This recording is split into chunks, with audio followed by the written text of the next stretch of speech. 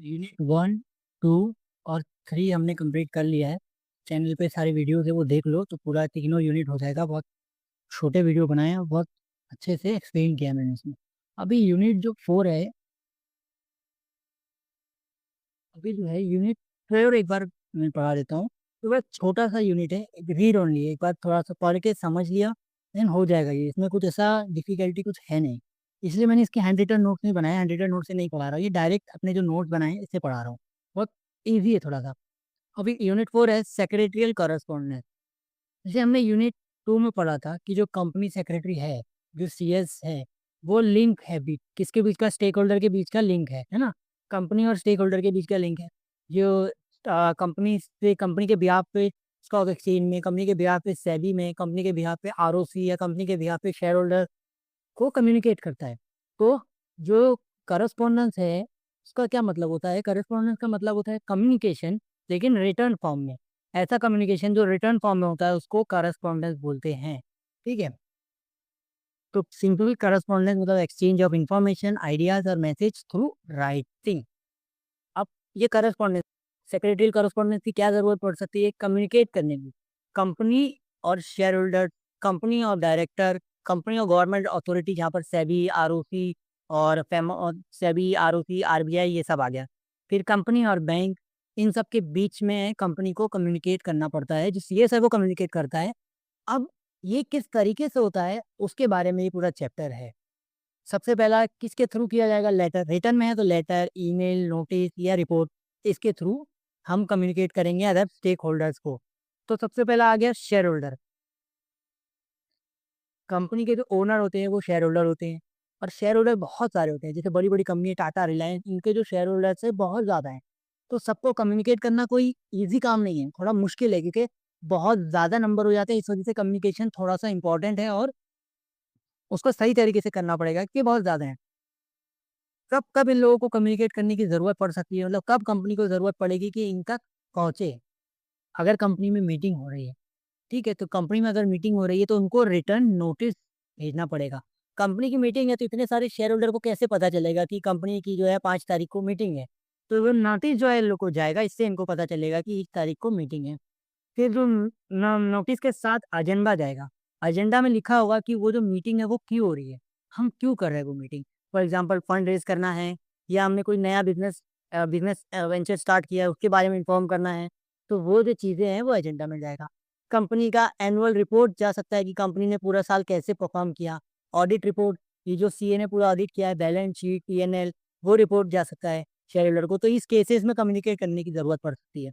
दूसरा, शेयर से रिलेटेड, जब कंपनी प्रोस्पेक्टस इशू करती है पब्लिक से शेयर रेज करने के लिए, मतलब पब्लिक से पैसा रेज करने के लिए, तो जो शेयर्स हैं अगर इसको अलॉट हो गए तो पता कैसे चलेगा? ये शेयर होल्डर को शेयर मिल चुके हैं तो उनको लेटर ऑफ अलॉटमेंट जाएगा, और नहीं मिले तो रिग्रेट लेटर जाएगा। फिर बाद में जब शेयर मिल गया, उनको सारा प्रोसेस फॉलो हो गया, तो शेयर सर्टिफिकेट उनको ट्रांसफर किया जाएगा। जैसे ही शेयर होल्डर ने 10 रुपया लगाया है कंपनी में, 8 रुपया पे किया है, 2 रुपया बचा है, तो कंपनी को 2 रुपया की ज़रूरत है, तो वो डिमांड लेटर भेजेगी। ये डिमांड लेटर के थ्रू शेयर होल्डर को कम्युनिकेट करेगी कि वो 2 रुपया हमें दो, कंपनी में हमें काम। और या तो अगर डिमांड लेटर दे चुकी होगी तो उसके बाद रिमाइंड करने के लिए रिमाइंडर लेटर देगी। और उस सारी डेट निकलने के बाद पेमेंट नहीं की तो वार्निंग देगी कि आपने पेमेंट नहीं किया। और सब कुछ स्टेप फॉलो करने के बाद, ये सब करने के बाद भी शेयर होल्डर ने पैसे नहीं दिए, तो उसके शेयर फोरफिट हो जाएंगे और उसका नोटिस भेजेंगे। वो फोरफिट हुए उसको कैसे पता चलेगा कि कंपनी ने वो शेयर जो है कैंसिल कर दिए, खुद ले लिए? तो वो नोटिस के थ्रू कम्युनिकेट करेगी। अगर शेयर होल्डर को ट्रांसफर करना है तो उसका नोटिस वगैरह दिया जाएगा। का जो अप्रूवल है कंपनी ने कि हाँ भाई आपका जो शेयर है आपने ए से बी को किया है, तो आप वो अप्रूव हो चुका है, तो उससे रिलेटेड। डिविडेंड, कंपनी को बहुत सारा प्रॉफिट हुआ है तो कंपनी जो है डिविडेंड डिक्लेयर कर रही है, तो वो कैसे पता चलेगा शेयर होल्डर को कि डिविडेंड मिल रहा है? डिविडेंड नोटिस आएगा उनको। ठीक है, इससे रिलेटेड टर्मिनेशन, अगर जो शेयर होल्डर है इसकी मेंबरशिप, जो शेयर मेंबर है कंपनी का, उसको टर्मिनेट कर रहे हैं कोई भी रीज़न की वजह से, उसके शेयर जो है वो सरेंडर कर रहा है अगर, तो उसका नोटिस जो है सारी चीज़ें जो कंपनी है इसके ज़रिए कम्युनिकेट करेगी। ये होगा शेयर होल्डर। अब करस्पॉन्डेंस विद डिबेंचर होल्डर। जो डिबेंचर होल्डर है ना, मतलब कंपनी के जो डेट से रिलेटेड, जिन्होंने कंपनी के जो है डिबेंचर परचेज किए थे, उनको कम्युनिकेट करने का क्या रास्ता है? डिबेंचर होल्डर मतलब कंपनी के क्रेडिटर होते हैं, जो लेंडर होते हैं, जो ओनर नहीं होते, मेंबर की तरह जो ओनर नहीं होते, शेयर होल्डर है ना, उनकी तरह ये ओनर नहीं होते। इनको इंटरेस्ट मिलता है, ये जो पैसा कंपनी को देते हैं उसके बदले कंपनी इनको शेयर के बदले डिबेंचर इशू करती है, और ये जो है इनको डिविडेंड वगैरह कुछ नहीं मिलता है, इनको इंटरेस्ट मिलता है, इसका जो है इंटरेस्ट मिलता है इनको। ठीक है, तो भाई जब डिबेंचर इशू में तो उसका अलॉटमेंट, उसका सर्टिफिकेट हो गया, और इंटरेस्ट अगर पेमेंट किया है तो उससे रिलेटेड चीज़ें, अगर उन्होंने डिबेंचर्स का रिक्वेस्ट डाला है कि हमें डिबेंचर से शेयर में कन्वर्ट कर दो, तो उसका जो कन्वर्जन का जो नोटिफिकेशन या जो भी डॉक्यूमेंटेशन रहेगा वो जाएगा। तो ये सब चीज़ें इन्वॉल्व हो गई करस्पॉन्डेंस विद डिबेंचर होल्डर। अब करस्पॉन्डेंस विद आरओसी, आरओसी का तो आपको पता ही है। अभी मान के चलो कंपनी है, कंपनी ने एमओए जो हमने पढ़ा था, एमओए को अल्टर कर रही है, अगर कंपनी चेंज कर रही है, तो इसका जो नोटिस है, इसकी जो डिटेल्स है वो आरओसी को भेजना पड़ेगी। तो ये भी एक टाइप का करस्पॉन्डेंस हुआ कि कंपनी आरओसी को कम्युनिकेट कर रही है कि हम ये एमओए में चेंज करना चाहते हैं। ठीक है, तो इसमें जब भी कोई भी रिपोर्ट फाइल होगी तो वो आरओसी को जाएगा, आरओसी को कम्युनिकेट करेंगे हम। अलॉटमेंट हुआ तो कम्युनिकेट करेंगे, मीटिंग से रिलेटेड कोई चीज़ हुई तो हम कम्युनिकेट करेंगे। रेगुलेशन हमें पढ़ा था कि एमजीटी 14 जायजा रिजोल्यूशन जब पास होता है, ये आरोपी को उससे पहले पढ़ा हुआ था यूनिट 3 में। तो वो कम्युनिकेट करेंगे हम, जो रिजोल्यूशन है वो आरओसी को सबमिट करेंगे, इन सबसे रिलेटेड चीज़ें आरओसी को कम्युनिकेट करेंगे। वैसे ही करस्पॉन्डेंस की स्टॉक एक्सचेंज की, स्टॉक एक्सचेंज को क्या क्या कम्युनिकेट करा जाएगा, जब शेयर लिस्ट होंगी उससे रिलेटेड काम आएगा, तब सारे जो डॉक्यूमेंट नोटिस वो एमओए में चेंज किया अगर हमने, तो स्टॉक एक्सचेंज को बताना पड़ेगा। और उसी ने अप्रूव कर दिया एमओए कि हाँ, आपका एमओए जो है, आपका जो ऑब्जेक्ट था थोड़ा सा चेंज हो गया है, आपने चेंज करवा दिया, अप्रूव हो चुका है, न्यू सर्टिफिकेट मिल चुका है। तो ये बताएगा कौन, स्टॉक एक्सचेंज को। तो ये कम्युनिकेट कंपनी करेगी, मतलब सीएस करेगा कंपनी के बिहाफ पे की बात है वो। वर्ड मीटिंग होने वाली है वो स्टॉक एक्सचेंज को पता चलना चाहिए पहले, नहीं तो उसका कोई मिसयूज ना हो। डिविडेंड, ये सारी चीज़ें स्टॉक एक्सचेंज को पता होना चाहिए। वैसे ही सेबी से रिलेटेड, सेबी क्या है, रेगुलेटर ऑफ सिक्योरिटीज मार्केट, मतलब जो स्टॉक एक्सचेंज है, अगर हमारे शेयर जो है स्टॉक एक्सचेंज में लिस्ट है, जैसे एनएससी में लिस्ट है या बीएससी में लिस्ट है, तो हमें सेबी के जो है रूल्स एंड रेगुलेशन फॉलो करना पड़ते हैं। तो जो भी चीज़, जो भी डिसीजन होता है वो सेबी को भी सबमिट किया जाएगा। कोई भी इन्वेस्टर की कंप्लेंट है तो वो सेबी तक पहुंचना चाहिए।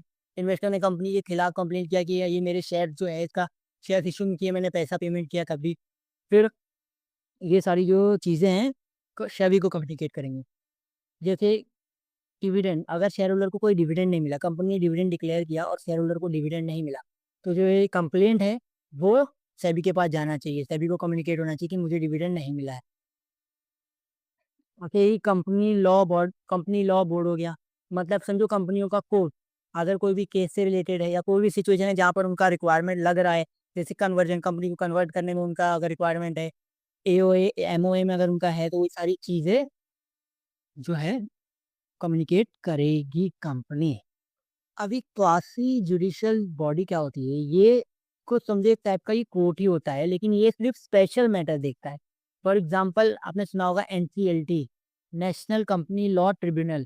ठीक है, NCLT national company law tribunal, ये जो है ये क्वासी जुडिशियल बॉडी है, जहाँ पर कंपनी से रिलेटेड सारे जो लीगल मैटर्स है, केस है, हियरिंग है, ये सब यहाँ पर होता है, तो इसको क्वासी जुडिशियल बॉडी बोलते हैं। ये थोड़ा कम कम लेवल पे होता है, मतलब कोई बहुत बड़े लेवल पे हो गया जहाँ पर बहुत सारी चीज़ें, तो ऑलरेडी इंडिया में इतने सारे केसेस पेंडिंग हैं, इस वजह से कंपनी के भी अब उसमें जाएँ तो थोड़ा और डिले हो सकती है चीज़ें, इसीलिए एनसीएलटी बना हुआ है। एनसीएलटी में कंपनी से रिलेटेड केस होता है। कौन सी सिचुएशन में ये जो है एनसीएलटी या क्वासी जुडिशियल बॉडी के पास जाना पड़ सकता है, जैसे कंपनी का कोई कन्वर्जन हुआ, एमओए, एओ या केसेस ऑपरेशन या मिसमैनेजमेंट से रिलेटेड, मतलब ये जो ऑपरेशन मतलब है, इसका ये मतलब है कि जो कंपनी के समझो 60% शेयर होल्डर हैं, है ना? ये 3 लोग हैं, तीनों के पास 20-20 है, बहुत बड़े शेयर होल्डर हैं ये कंपनी के। बाकी जो छोटे शेयर होल्डर बचे जिनके पास समझो 10% है, इन लोगों ने, तीनों ने मिलके इनके साथ कुछ गलत किया, कुछ ऐसा अपने फ़ायदे के लिए ऐसा कुछ काम किया, ताकि इन लोग की तो अथॉरिटी नहीं है, ये बेचारे दब गए कम परसेंट होने की वजह से, तो इन्होंने अगर ऐसा कुछ किया है तो उसको ऑपरेशन बोलेंगे। मिसमैनेजमेंट मतलब कंपनी ने कुछ ऐसा काम किया अंदर ही अंदर, कुछ ऐसा जो उसके जो तरीके थे या उसका जो काम था, वो पूरा गलत तरीके से था, जिसकी वजह से कंपनी को खुद को नुकसान हुआ और पब्लिक इंटरेस्ट, मतलब पब्लिक को नुकसान हुआ। कंपनी को खुद को नुकसान हो सकता है या पब्लिक को नुकसान हो सकता है, तो इसको मिसमैनेजमेंट बोलेंगे। पब्लिक में मतलब वही शेयर होल्डर आ गए, कंपनी ने ऐसा कोई काम किया जो शेयर होल्डर के नुकसान में हुआ, उनके इंटरेस्ट में नहीं हुआ, तो उसको मिसमैनेजमेंट बोलेंगे। करस्पॉन्डेंस किस-किस को कर सकते हैं, मतलब कम्युनिकेट कहाँ-कहाँ ज़रूरत पड़ सकती है किस-किस को, शेयर होल्डर को कर सकते हैं, डिबेंचर होल्डर को करने में काम आएगा, आरओसी को करने में, स्टॉक एक्सचेंज और सेबी एंड सीएलबी मतलब वो एक कंपनी लॉ बोर्ड जो हो गया, मैंने एनसीएलटी ये सब बताया वैसे ही। अब ये कम्युनिकेशन में ये जो सेक्रेटरी करस्पॉन्डेंस है, रिटन कम्युनिकेशन में टेक्नोलॉजी का क्या रोल है? टेक्नोलॉजी का तो बहुत बड़ा रोल है। पहले क्या होता था, रिटर्न लेटर वगैरह जाते थे।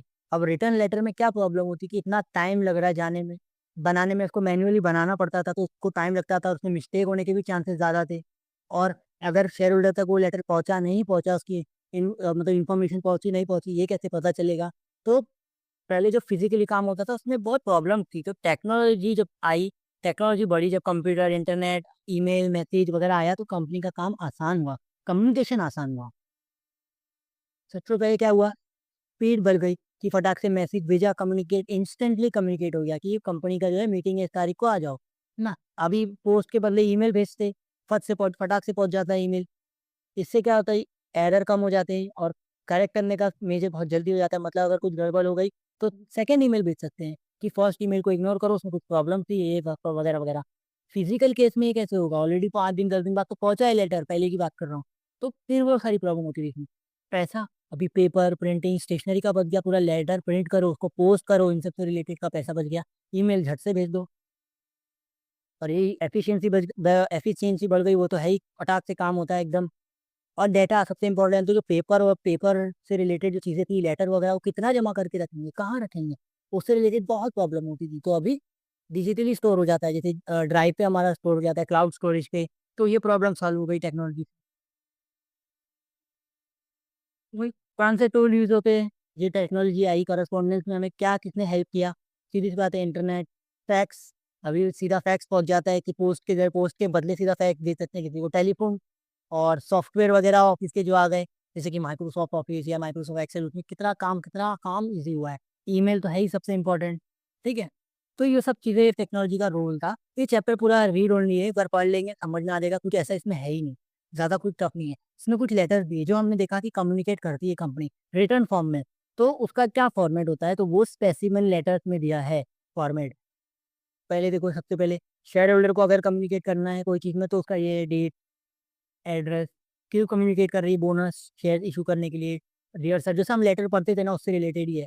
तो एक बार देख के समझ लेना, ठीक है? इसमें फॉर्मेट समझ लेना कहता है, सारे से रिलेटेड फॉर्मेट है। शेयर होल्डर से रिलेटेड ये एक और चीज़ जा सकती है, तो ये देख लो। वैसे ही आरओसी को अगर कुछ भेजना है, जैसे मैंने बताया था, कंपनी अगर एमओए को अल्टर कर रही है, तो उससे रिलेटेड आरओसी को जो कम्युनिकेट करना है, तो उसका ये फॉर्मेट हो सकता है।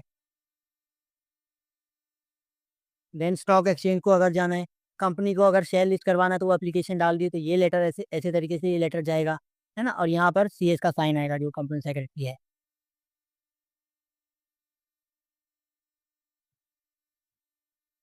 फिर हमें कन्वर्जन पढ़ा था थर्ड यूनिट में, तो उससे रिलेटेड भी अगर जो है हमको लेटर भेजना है, तो वो इस फॉर्मेट में जाएगा।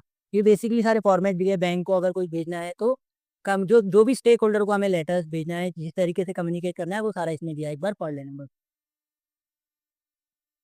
ये चैप्टर यहाँ पर कंप्लीट होता है, और इस चैप्टर के साथ पूरा सब्जेक्ट जो है कंपनी सेक्रेटरियल प्रैक्टिस सेमेस्टर 3 का एस वाई बी कॉम का कंप्लीट होता है पूरा। और यहाँ पर मैंने इस सब्जेक्ट के क्वेश्चन पेपर भी दिए प्रैक्टिस करने के लिए, इस पर जाकर मेरे साइट से वो क्वेश्चन पेपर भी डाउनलोड कर लो और प्रैक्टिस करो। आई होप ये पूरा सब्जेक्ट आपको समझ में आया होगा, पूरा सब्जेक्ट समझ में आया होगा और एग्जाम में थोड़ी बहुत भी हेल्प हुई होगी। तो ये चैनल पे बने रहना, और अभी सब्जेक्ट्स के वीडियो डालने वाला हूँ। Thank you. चलो।